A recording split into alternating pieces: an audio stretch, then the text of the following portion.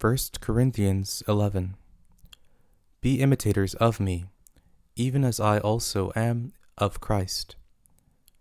Now I praise you, brothers, that you remember me in all things, and hold firm the traditions, even as I delivered them to you. But I would have you know that the head of every man is Christ, and the head of the woman is man, and the head of Christ is God. Every man praying or prophesying, having his head covered, dishonors his head. But every woman praying or prophesying, with her head uncovered, dishonors her head. For it is one and the same thing, as if she were shaved.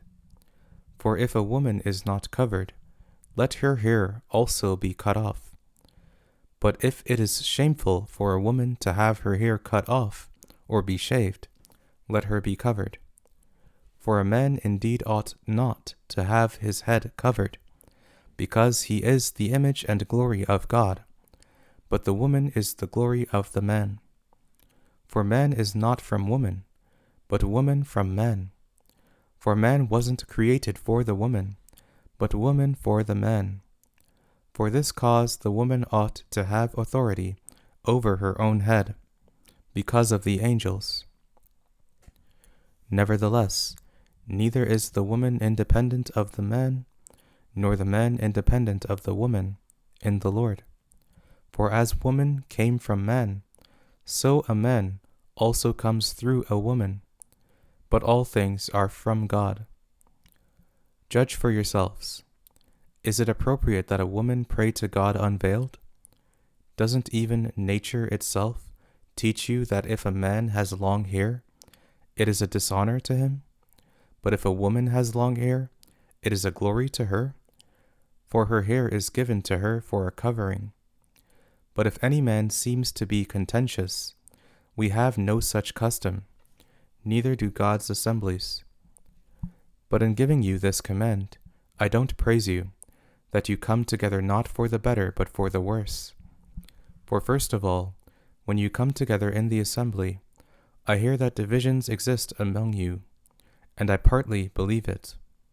For there also must be factions among you, that those who are approved may be revealed among you. When therefore you assemble yourselves together, it is not the Lord's supper that you eat. For in your eating each one takes his own supper first. One is hungry, and another is drunken. What? Don't you have houses to eat and to drink in? Or do you despise God's assembly, and put them to shame who don't have enough? What shall I tell you? Shall I praise you? In this I don't praise you. For I received from the Lord that which also I delivered to you, that the Lord Jesus, on the night in which he was betrayed, took bread. When he had given thanks, he broke it and said, Take, eat, this is my body, which is broken for you.